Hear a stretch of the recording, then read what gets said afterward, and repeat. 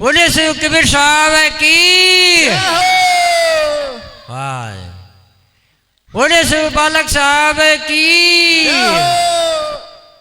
बोलिए मूल गादी उमेश कबीर साहब की। बोलिए करल धाम मैनपुरी टावर राधा साहब की। बोलिए फलोदी आश्रमेश्वर साहब की। बोलिए प्रयागराज से अभिलाष महाराज की। बोलिए कुरुक्षेत्र से देवनाथ साहब की। और बोलिए सभी संतों की। संत श्री रूल साहेब की जय। अरे भाई इतनी जय क्यों बोलते हैं कि एक साथ जाएंगे सभी।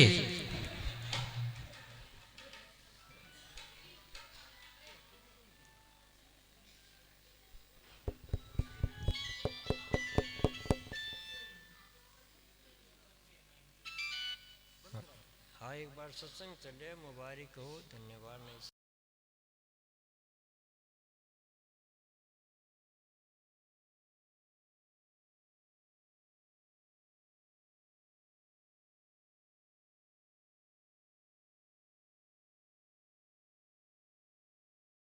चालू बाद में करियो शाम गए।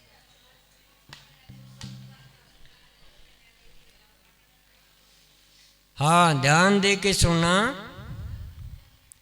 मैं थोड़ा आज 2 दिनों से शरीर में थोड़ा सर्दी ज़्यादा हो रही है। अब पता नहीं किस लिए आई है ये।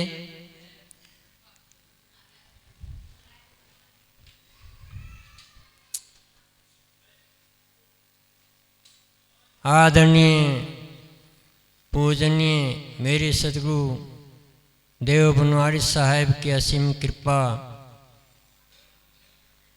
एवं मूल गादी सदगुरु कबीर साहब काशी कबीर चौरा मठ से आए हुए हैं।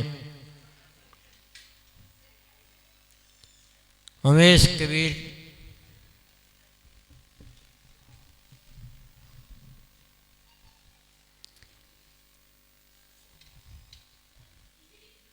एवं करहल इटावा मैनपुरी से आए संत साध्वी राधा साहेब एवं कुरुक्षेत्र से आए संत श्री देवनारायण साहब कबीर कुट्टी आश्रम। कभी भी मान कुरुक्षेत्र जाओ सरोवर पर इनका आश्रम है कबीर कुट्टी मंदिर के नाम से। तो आपको सब व्यवस्था मिलेंगी रहने की खाने की सब व्यवस्थाएं हैं और स्नान करने के लिए सरोवर मिलेगा। संत और सरोवर मिल जाते हैं तो फिर क्या उसमें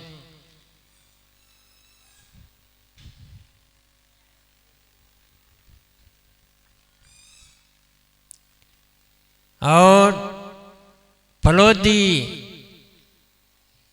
से संत श्री ईश्वर साहेब जी हम गए पीछे इनके आश्रम में। बढ़िया आश्रम है और गौशाला है। अच्छी व्यवस्था बना रखी है। गौओं की सेवाएं अच्छी चल रही हैं और परमार्थ हो रहा है बड़ा। ऐसा परमार्थ कोई करे तो कोई भागी कर सकता है कि करता हूँ कर्म कर्म से न्यारा। ये कर्म भी कर रहे हैं और अलग भी हैं। परमार्थ भी कर रहे हैं।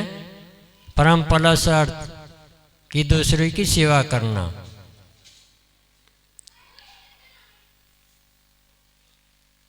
तो कबीर साहब की वाणी है कि कबीर जब हम पैदा हुए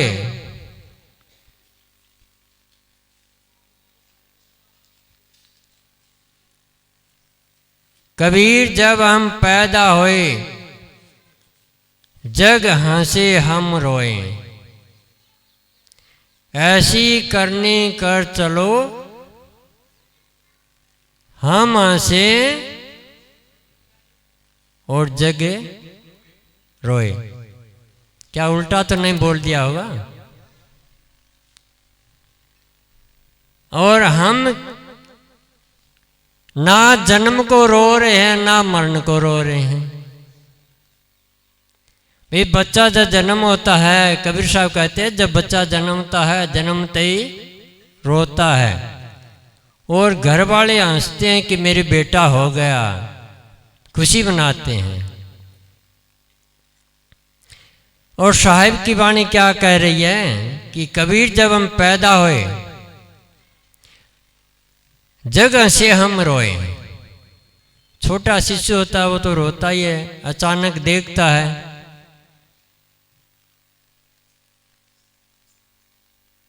ऐसी करनी कर चलो और हम हंसे और जग रहे। और मनुष्य का कैसा जन्म है देखिए, जब जन्मता है तब भी रोते हुए ही आता है, बाहर आता है जाते ही रोने लगता है। वो जब शरीर छूटता है तब भी रोता है। दोनों समय क्यों रोता है? और साहिब कहते हैं कि हम तो हंसते हैं जाते समय और जग रोता है। तो एक इसका क्या कारण है? करनी का। साहिब करनी के बारे में बताते हैं कि ऐसी करनी कर चलो हम हंसे और जगे रोए। कबीर साहब को कितने सदी हो गई, उनके लिए हम आज भी रो रहे हैं कि आज हमारे सामने चलो किसी स्वरूप में संतों में बैठे हुए हैं पर नजर नहीं आ रहे, जैसे वो देश रूप में रहते थे ऐसा स्वरूप नजर आ जाए तो हम उनके चरणों में ऐसे लिपटें कि कभी छोड़े नहीं। लेकिन है सबके सामने है। मोह को कहाँ ढूंढे बंदे, मैं हूं तेरे पास में। ना मैं मंदिर ना मैं मस्जिद ना काशी कैलाश में, मोह को कहाँ ढूंढे बंदे मैं हूं तेरे पास में। देखिए कितनी बढ़िया सरल तौर तरीका साहिब ने बताया कि मैं तेरे पास हूं, मेरे को कहाँ ढूंढ रहा है। फिर एक कबीर साहब ने कोई अपने आप को ही कबीर नहीं कहा कि मैं एक कबीर ही तुम्हारे अंदर बैठा हूं। कबीर किसको कहा है, उसने किस भाव से तोला है? कबीर कक्का केवल आप है, बब्बा ब्रह्म शरीर, रर्रा सब में रम रहा ताको नाम कबीर। देखिए कितनी समझने की विवेक की बातें हैं कि सब दुनिया अलग अलग राम मान रही है। कोई कहता है कृष्ण राम है, कोई कहता राम राम है, कोई कहता हनुमान राम है, कोई कहता गुरु नानक राम है, कोई कहता मीरा राम है, कोई कहता परशुराम राम है, कोई कहता है ब्रह्मा राम है, कोई कहता विष्णु राम है, कोई कहता है शिव जगत करता ही है, सबका पालनहार है, कोई विष्णु को पालनहार। अनेक तरह की क्या है दो मुखी बातें हैं। और राम हमारे पास में है। क्या है? साहिब ने राम शब्द से इस चेतन आत्मा को राम शब्द से तोला है। ज्यादा राम शब्द से ही पुकारा है। जैसे हम सत्साहिब साहिबंदी कहते हैं, लोग कई तो घृणा करते हैं कि क्या है, कौन है, क्या साहिबंदी है, क्या सत्साहिब, राम राम को। और साहिब कहते हैं कि राम सबके घट के भीतर बैठा है, फिर भी तो समझ नहीं रहे। राम राम कहने से क्या समझ गए? फिर और बोलोगे। जैसे हमारे जो ये भैया है जगराम, इनने 3000 गुरुओं का संपर्क किया, डायरी में 3000 महात्माओं के नाम लिख रखे। और इनके साथी है एक प्रेमदास, वो इनको बार बार कहते हैं वहां गए क्या कुछ मिला? करे भाई वहां गए, वहां ऐसा था, वो था, ये था, ये था, हमारा मन तो वहां नहीं टिक पाया। बोला वो ढूंढो। घूमते घूमते बहुत भ्रमण किया और हमने आज तक इसको कोई कुछ नहीं दिया, ना बताया कुछ, ना कोई विवेक सुनाया, ना कुछ भागवत गीता पुराण बीज कुछ नहीं सुनाया। और हमारे संपर्क में 1 वर्ष पीछे 1 जनवरी और आज 1 जनवरी है, 1 वर्ष हो गया इनको। ये गीत गाता है बारंबार, हर शब्द में मेरा नाम भी जोड़ देता है, चाहे कैसा ही शब्द हो। इसकी ये ऐसा विराग हो गया और तुरंत फुर्त अपना भी बना लेता है। वो चाहे टकसार हो या कैसा हो, इसका विराग है, उसमें तो कोई गलतियां काट दे। पर मुझे ऐसा लगता है कि ऐसे विराग में ये रह गया तो महाराज जैसा का जैसा हमने खो दिया ये भी खो बैठेगा। हमने कुछ पाया नहीं, खोया है। पाकर तो लेकर हम आए, पीछे शुभ कर्मों से हमें जन्म मिला, शरीर मिला, माँ बाप मिले, परिवार मिला, धन संपत्ति मिली, जमीन गाड़ी घोड़ा सब मिले जीवन में। अब उन सब को एक एक करके हमने खोना शुरू कर दिया कि ये हमारे साथ चलने वाली कोई वस्तु नहीं, छोड़ो इनको। और साहिब की, राधा साहिब के पीछे आए 2 वर्ष पहले कि साहिब बस इतना ही आगे मत बढ़ो, अब जीवन को सुधारो, इस पचड़ा में कुछ नहीं पड़ा। मैंने उसी दिन वहां से रोक दिया। क्या भक्तों की सेवा करनी है और अपने को खोना है। जब तक शरीर रहेगा तब तक हम भला बुरा कहते ही रहेंगे। हमारी जो गलतियां हैं तुम निकालते रहो और हम तुझे सुधारते रहेंगे। जब तक तुम हमारे में गलती नहीं निकालोगे तब तक तुम भी नहीं सुधरोगे।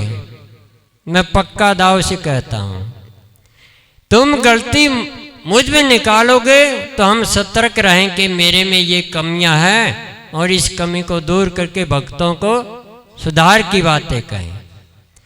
और जब हम अपनी मान बढ़ाई में फंस जाएंगे कि तू तो बहुत बड़ा है, बढ़िया संतों का संग हो गया, तेरी बड़ाई करते हैं और अब तुझे लेना ही जाए, मेरी बड़ाई मत करो, मेरी बुराई करो। मैं बुराई से हम बहुत खुश होते हैं, बड़ाई से निराश हो जाते हैं कि बड़ाई क्यों करता है, तूने कुछ किया ही नहीं आज तक।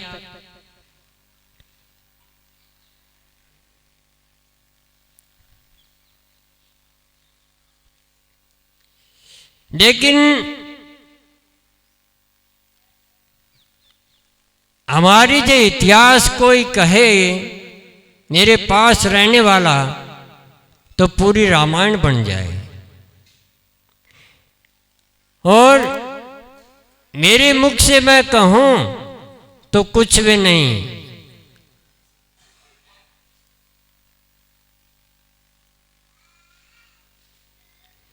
कि अपने मुख से जो कुछ कहना चाहूं तो मेरा कहना भी नहीं बनता। क्यों? मेरे सामने, मेरे आगे, मेरे कर्तव्य का पालन करने वाले और बहुतों का मेरे को संग मिल गया। अब तो मुझे जरूरत नहीं है, अब तो मुझे शांत बिल्कुल हो गए बैठने और यहाँ से विदागरी लेने की जरूरत है और कुछ नहीं बचा। लेकिन समय किसी को छोड़ता नहीं। समय बलवान होता है और समय आने पर सबको जाना ही पड़ता है। हम ये खुशियां जन्मदिन की नहीं मनाते, ना हम जन्मदिन कहते कि मेरा जन्म हुआ है। मेरा जन्म तो हम याद करके चिंतन करें तो कभी हुआ भी नहीं और ना ही मरे।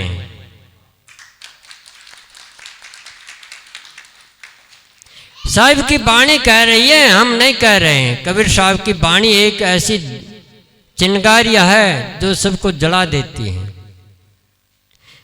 क्या कहते हैं साहिब कि यही मरण से जग डरे, कि लोग तो मरने से डरते हैं। अब मोही मरण आनंद है, मोही मरण आनंदा। क्या बताया?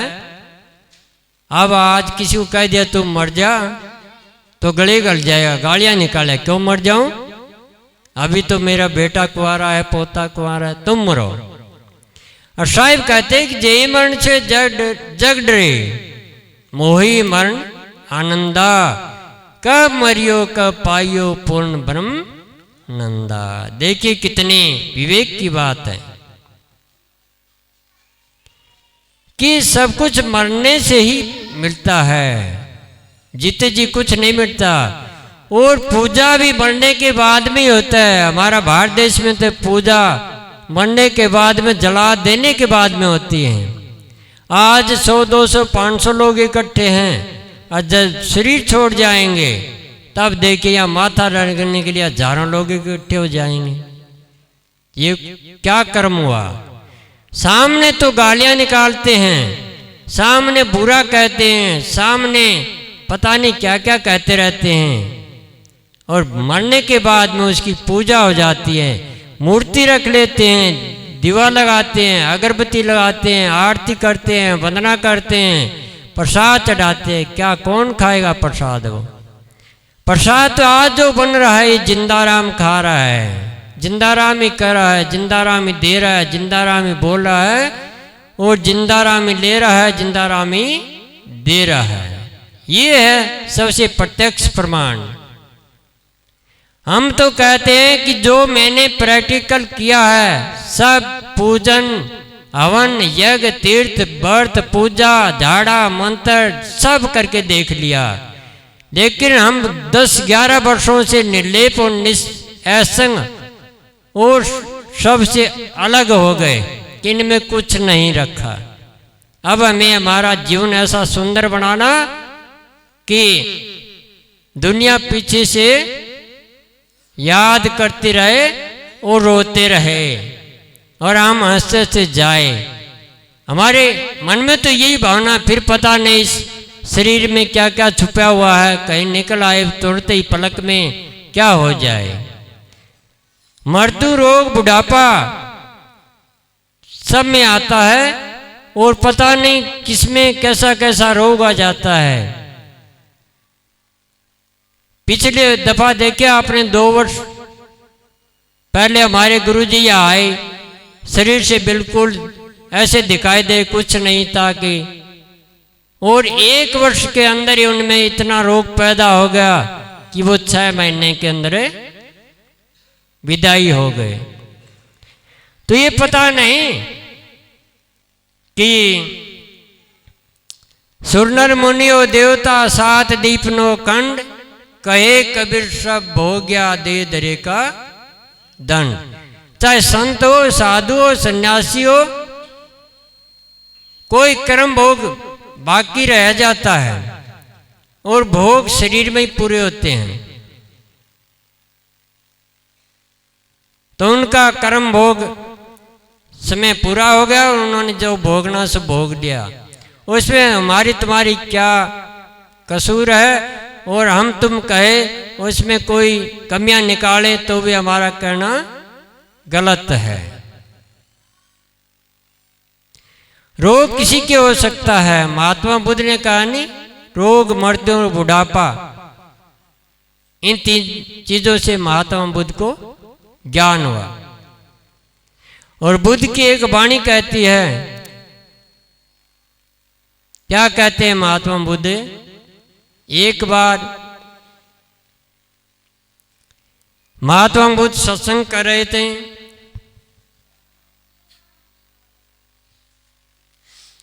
तो महात्मा बुद्ध बोले अपने शिष्यों को कि आप को मैंने कितने दिनों से उपदेश दिया है,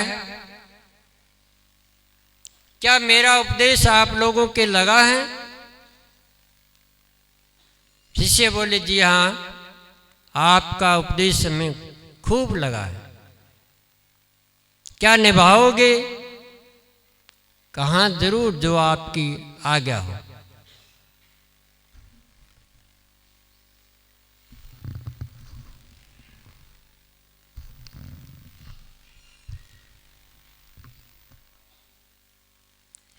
कि तो आपको ऐसा करना है, इस नगरी में लाडुंदा में उपदेश करके आना है। क्या जी महाराज, गुरुदेव जाएंगे? कि फिर सुनो कि वह जाते ही अगर लोग गालियां देने लगे तो क्या करोगे? तो शिष्य बोले, सुन लेंगे। गालियां देंगे लोग तो सुन लेंगे। क्या? अच्छा, फिर गाली सुन लोगे, फिर आपको कोई पीटने लगे तो क्या करोगे? कि गुरुदेव, कोई पिटाई करेंगे तो मार खा लेंगे। कि अच्छा, फिर आप मार खा लेंगे, अगर कोई आपकी हत्या करना चाहे तो फिर क्या करोगे? तो शिष्य बोले, हे गुरुदेव, आप जीवन भर मरण जीवन की तो बातें बताते हैं, अगर कोई हमें मारने के लिए आएगे तलवार बंदूक पिस्तौल भाला लेके तो मार देगा, उसमें हमारा क्या जाएगा? आप उस चेतन आत्मा की बात कहते हो कि वो अजर है, अमर है, अविनाशी है, वो कभी मरते नहीं, कभी जन्मते नहीं, वो जलते नहीं। तो शरीर से में क्या लेन देन है? फिर महात्मा बुद्ध ने कहा, फिर जाओ, फिर तो आप इस नगरी में उपदेश कर सकते हो, क्यों? आप उस तथ्य को समझ गए। कौन सा तथ्य? जो कभी जन्मता नहीं और कभी मरता नहीं और कभी उसका विनाश होता नहीं। वो कौन सा है? क्या वस्तु है वह?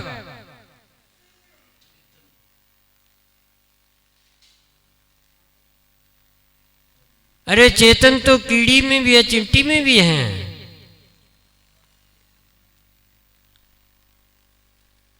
वो है हमारा चैतन्य स्वरूप, सब स्वरूप, आत्म स्वरूप, निज स्वरूप।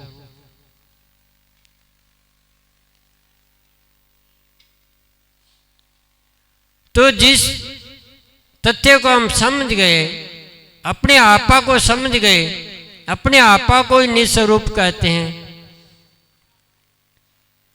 अपने आप स्वयं की पहचान करनी है, दूसरे को नहीं जानना, अपने को जानना है। दूसरे को तब जानेंगे तुम और हम दो होंगे, तब दूसरे को जाना। हम तुम एक ही हैं। शरीर में एक ही वस्तु है, दो नहीं है। दो कहने मात्र है, पांच तत्व और छठा मन, और छठे से ऊपर तुम्हारा चेतन स्वरूप है। सातवां सत्य स्वरूप, निस्वरूप। तो हमें जानने को जान लिया, पाने को पा लिया, करने को कर लिया, अब शेष में क्या बाकी रह गया? इस जड़ वस्तु से हम ऊपर उठ गए, पांच तत्व छठा मन से ऊपर उठ गए। वहां आपका निस्वरूप चेतन स्वरूप, सब स्वरूप, आत्म स्वरूप उसमें लीन हो गए। आत्म लीन हो गए तो परमात्मा आपने पा लिया। वो तो प्राप्ति है पहले से।